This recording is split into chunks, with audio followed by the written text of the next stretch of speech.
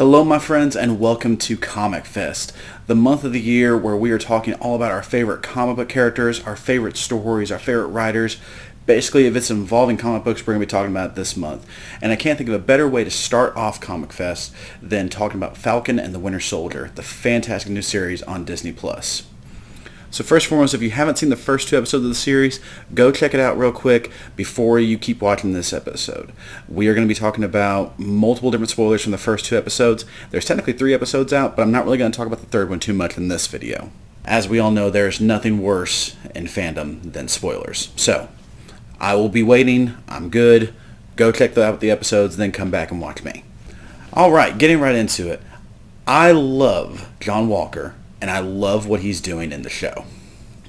Now you might be thinking, but Vance, you're one of the biggest Captain America fans around, and he totally stepped on Sam and Bucky's toes in the second episode, and it's Sam that deserves the shield, not John. Well, I fully agree with that. Sam is the one that Steve chose, and even Bucky stepped aside for him. But let's talk about John for a bit. So John in the comics is a problematic character due to his extreme desire to be the perfect soldier and the fact that he's mentally unstable due to some of the things he's seen in battle. He is a good-hearted person and he wants to do the right thing, but he has one major problem that separates him from any of the others. He follows orders no matter what. John is what Steve was terrified of in Civil War, and it's ideologies like his which are why Steve wouldn't sign the Accords in the first place. The show has done a great job with showcasing that in just one episode. He wants to live up to the legacy of Steve, and he's worried that he won't be able to. The problem is that he can't really get over himself in his first episode. He has about 3 moments that could easily be viewed as him attempting to flex on Bucky and Sam. Which, let me tell you, they just adore this guy. His worst one is in his finale in episode 2. He tells him that the government has sanctioned him to take down the Flag Smashers and that they should team up. Bucky and Sam turn him down, and he says, then stay out of my way. Worse than Thanos. But in all seriousness, worse than that is he uses his gun in an area with civilians, something which Steve never did. In fact, by MCU standards, Steve has only used guns twice, in his first solo film, which was literally in a war zone, and in the first Avengers film when he's fighting Loki's henchmen on the helicarrier. I understand this might be a small thing for some, but Steve would have died before endangering anyone around him.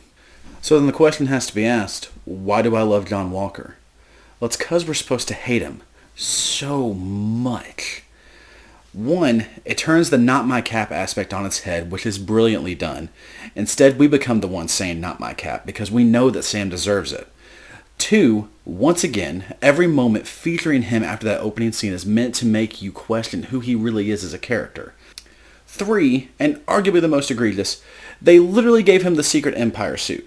You may remember this as the infamous Hail Hydra scene when Steve Rogers turned on the entire Marvel Universe in the comics. The less said about that storyline, the better. But seriously, go look at pictures of Steve Rogers from like 2015, 2016 to 2017, I think, is when Secret Empire ends, and then look at John's suit in the show. There's a lot of similarities. Plus, I had to give some major credit to Wyatt Russell, who is playing John Walker in the series. I'm hoping he took the role understanding that there would be a little bit of backlash. Maybe just a little. I'm hoping he understood that. The thing is that his role has taken on a huge life of its own. People everywhere are talking about not my cap, who is John Walker, why does he have the shield, so on and so forth. It's massive. He's arguably, as my brother has stated, the most successful MCU character out there right now. Now, before you just go ahead and unsubscribe to us entirely, the reason I call him successful is because everyone is literally talking about him. Everyone. Just congratulations. You wanted to have a talking point, you gave it to us. I mean, there you go. I genuinely have no idea where John's character arc goes from here, because they could make him a sympathetic man who just wants to do what's right, or they could give him a full villain turn like the other Captain America successor does in the comics.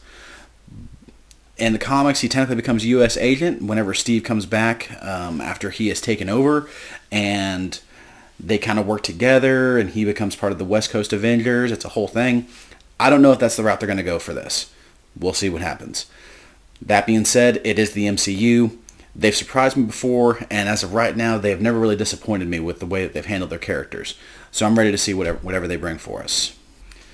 Thank you guys so much for watching. Please like, share, and subscribe. And please hit me up in the comments. Let me know if you like this video, what you want to see on the next one. I'm pretty booked throughout the month of April. I've got big plans for the entire page that's coming. But month of May, I'm pretty open. So if there's anything that you guys want to hear about, comics, video games, movies, pretty much any fandom, I'll be happy to research it and give you guys my thoughts on it. Thank you guys so much. Have a good day. And always remember, fandom is for everyone.